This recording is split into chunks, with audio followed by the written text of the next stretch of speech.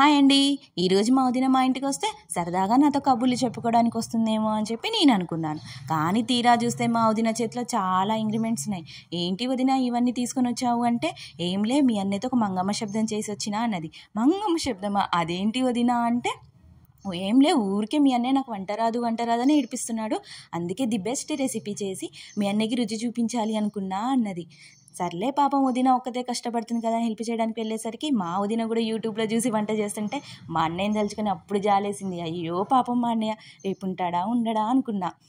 అందులో యూట్యూబ్లో చూసి అయినా కరెక్ట్ చేసిందా అంటే, ఆయిల్ వేడెక్కకముందే అందులో అన్నీ వేసేసింది. వదిన అలా కాదు అని చెప్దామనుకుంటే మళ్ళీ ఏ మంగమ్మ శబ్దం వేసి నాకేం పికిల్ చేసి పెడుతుందని చెప్పి భయంతో నేనేం మాట్లాడలేదు.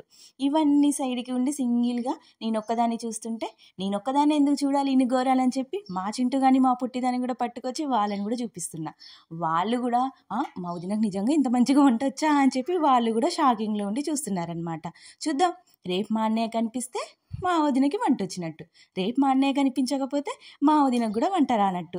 లాస్ట్కి పాపం మా అన్నయ్య టంగ్ స్లిప్ అవ్వడం వల్ల ఇంత పెద్ద డిసిషన్ మా వదిన తీసుకుంటుందని అస్సలు ఎక్స్పెక్ట్ చేసి ఉండడు.